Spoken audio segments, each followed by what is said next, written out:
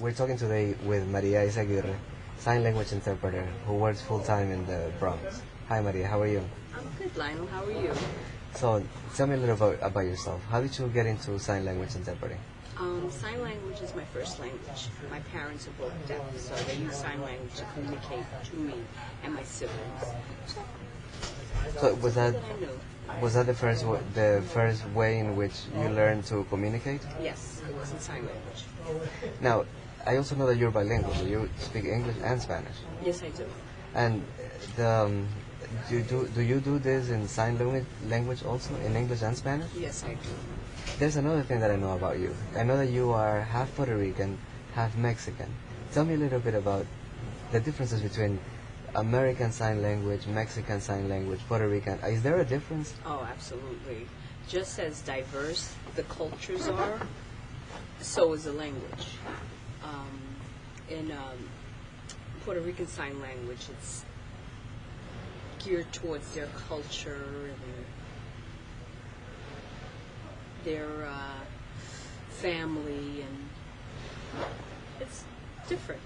Just like in the American Sign Language, it's different. What about the differences between East Coast and West Coast Sign Language? Is there a difference? There are sign language that are regional, and a better example is down south, where they have their own set of sign language and way of communicating. Are you able to communicate with someone from the south? Not right away. I think it would take a little bit of time just to get used to and familiar with their style, but it's something that can easily be learned if you have that foundation of sign language and working with the deaf. Being that you are Latina, you know that in the spoken language, in the spoken world, so to speak, we practice what they call Spanglish. As a matter of fact, this is the name of the webpage where I'm going to be featuring this video. Is there such a variation of sign language where you include Spanish and English? Oh, absolutely. Really? Absolutely.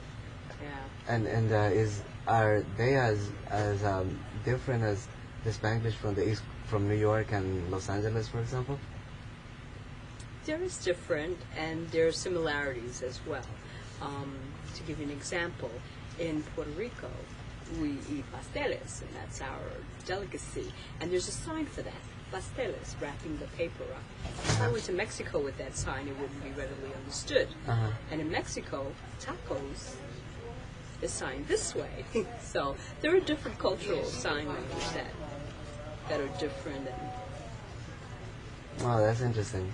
That's interesting. Now you've seen me work because we happen to work in the same courtroom.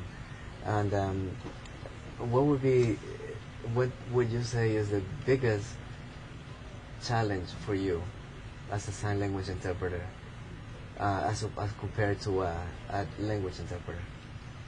The biggest challenge for me is that I never know what I'm getting when I am confronted with a deaf person. I don't know where that person comes from, what schooling, education he or she has.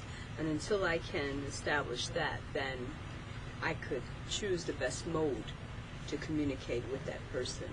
So the challenge is deaf people coming from different parts of the world with their own language. So that has been challenging for me. But I enjoy it because I learn. I'm still learning every day on the job about culture and deaf people. I guess as interpreters, we are always learning something new. Absolutely. In this trade. But one thing I must say, though, that the deaf community has a bond, no matter what part of the world they're from. There's a bond there. And communication is key to connection.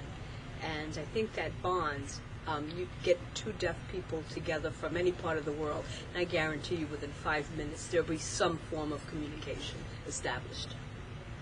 I want to challenge you a little bit here.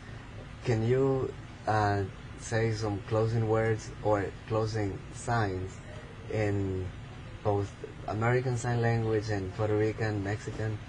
Okay, American Sign Language.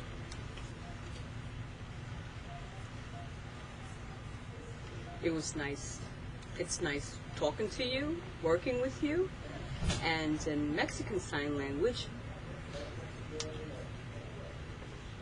very nice working with you, and in Puerto Rican Sign Language. Thank you so much. Oh, you're welcome. Bye-bye.